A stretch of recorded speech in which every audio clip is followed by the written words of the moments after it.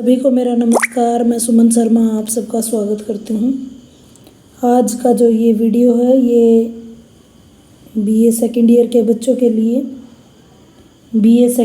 लिए वस्तुनिष्ठ प्रश्न, जो छोटे प्रश्न आते हैं उनके हैं। पूरे सिलेबस से छोटा सा वीडियो होगा और बहुत अच्छी जानकारी और बहुत जल्दी रिवीजन आपकी हो जाएगी। आप 15 से 20 मिनट अगर लगाएंगे तो आपकी पूर्ण रिवीजन हो जाएगी और 2-3 बार अगर वीडियो को देखेंगे तो और भी अच्छी आपकी रिवीजन हो जाएगी। चलिए शुरुआत करते हैं। सबसे पहले जैनेंद्र का त्यागपत्र उपन्यास यहाँ पर लगा हुआ है। त्यागपत्र जो कि जैनेंद्र कुमार का है। क्वेश्चन पूछे जा सकते हैं उनका जन्म कब हुआ, तो 2 जनवरी 1905 को यूपी के अलीगढ़ ज़िले में उनका जन्म हुआ। मृत्यु पूछी जाए तो 24 दिसंबर 1985, लगभग 80 साल उनकी उम्र रही है। 2 उपन्यास पूछ सकते हैं क्योंकि 2-2 नंबर के क्वेश्चन हैं, तो 2-2 ही उपन्यास या कहानियाँ मैंने यहाँ पर ली हैं। जैसे 2 उपन्यास है सुनीता और परख, यहाँ त्यागपत्र भी लिख सकते हैं। कहानी है फांसी नीलम देश की राजकन्या। यात्रा वृत्तांत की बात करें तो कश्मीर की वह यात्रा। त्यागपत्र का उद्देश्य पूछा जा सकता है, जो मैं पहले भी बता दिया है। 2 मेन पात्र हैं, मृणाल जो है बुआ है और प्रमोद जो है उसका भतीजा है। नारी संघर्ष की बात की गई है। मनोवैज्ञानिक उपन्यास है और इसका उद्देश्य स्त्री पीड़ा या स्त्री संघर्ष को दिखाया गया है। पद, पैसा और प्रतिष्ठा के आगे जो है पश्चाताप से ही त्यागपत्र देता है। त्यागपत्र का नामकरण भी पूछा जा सकता है। तात्विक समीक्षा करें तो ये 6 बिंदु, कथानक, पात्र, संवाद, वातावरण, उद्देश्य और भाषा शैली आप प्रयोग कर सकते हैं। 4 कहानियाँ लगी गई हैं, जिसमें से नमक का दरोगा पहली कहानी है जो कि प्रेमचंद की है। इसका जो प्रकाशन वर्ष है 1914 है। प्रेमचंद का जन्म की बात करें तो 31 जुलाई 1980 को काशी के लम्ही गाँव में हुआ। इनके बचपन का नाम पूछा जा सकता है और उर्दू में किस नाम से ये लिखते हैं तो आप कमेंट बॉक्स में कमेंट कर सकते हैं। 8 अक्टूबर 1936 को इनकी मृत्यु हुई थी। और 2 उपन्यास पूछे जा सकते हैं। गबन गोदान, गै से याद कर सकते हैं। कर्म भूमि रंगभूमि। कहानी बड़े घर की बेटी, पंच परमेश्वर, बूढ़ी काकी। उपन्यास सम्राट या कथा सम्राट इनको कहते हैं। अगर नमक के दरोगा की बात पूछी जाए तो इसमें वंशीधर और पंडित अलुपुद्दीन का कौन है ये पूछा जा सकता है। उद्देश्य और नामकरण पूछा जा सकता है, जो कि बहुत ही आसान है।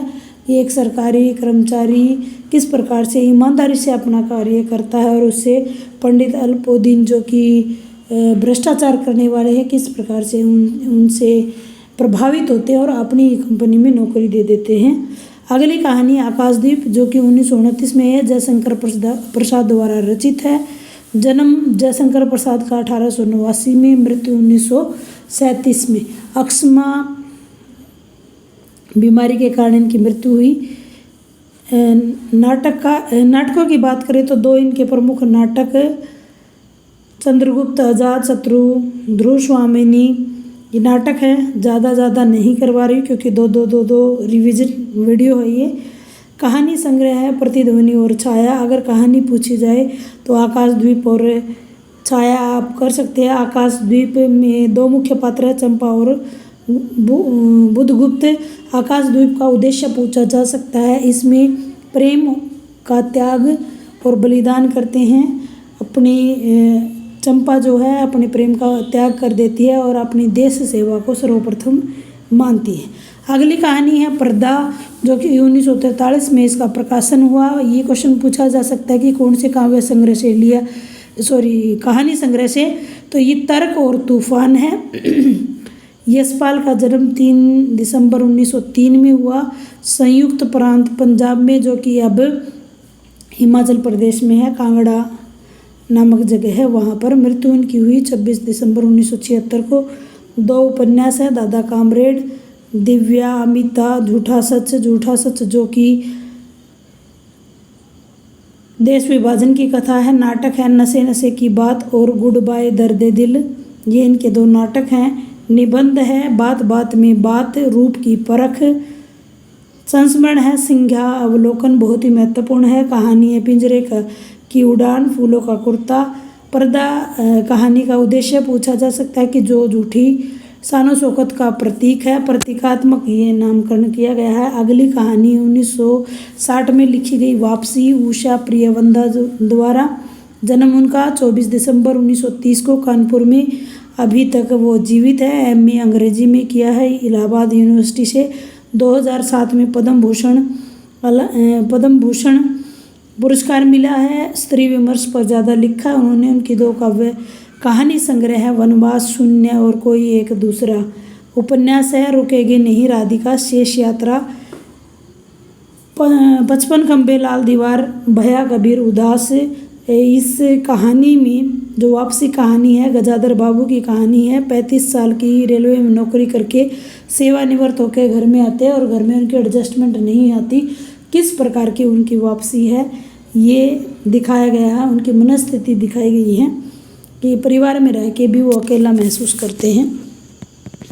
अगला है रामचंद्र शुक्ल का निबंध है लोभ और प्रीति, मनोवैज्ञानिक निबंध है, भावात्मक है और चिंतामणि निबंध संग्रह से लिया गया है। जन्म की बात करें आचार्य रामचंद्र शुक्ल की तो 1884 में यूपी के अगोना जिले में उनका जन्म हुआ। मृत्यु 1947 में हुई। काशी विश्वविद्यालय में वो प्राध्यापक के पद पर अलंकृत थे और आलोचना के क्षेत्र में आचार्य रामचंद्र शुक्ल का बहुत बड़ा नाम है। लोभ का स्वरूप और प्रीति पूछी जा सकती हैं। लोभ किसे कहते हैं ये हम पिछले वीडियो में भी बात कर चुके हैं। शॉर्ट वीडियो भी इसका डला हुआ है, आप उसमें देख सकते हैं। ये निबंध लिया गया है चिंतामणि से। अगर अकेले निबंध पूछे जाएं तो करुणा, लज्जा, गल्लानी जैसे भावात्मक निबंधों के नाम लिख सकते हो।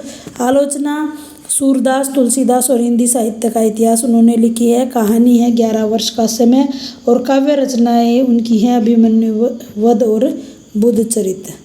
अब कुटज की बात करते हैं। ये भी निबंध है हजारी प्रसाद द्विवेदी का। हजारी प्रसाद द्विवेदी का जन्म की बात करें तो 1907 में यूपी के बलिया के आर्त दुबे का छपरा नामक गांव में हुआ। मृत्यु 1979 में हुई। 3 व्यक्तियों का उन पर प्रभाव था, रविंद्रनाथ टैगोर का, क्षितिज मोहन दास का और गांधी जी का। मानवतावादी और प्रकृतिवादी वो थे। उनकी 2 उपन्यासों की बात करें क्योंकि 2-2 नंबर है, क्वेश्चन ऐसे ही पूछे जाएंगे।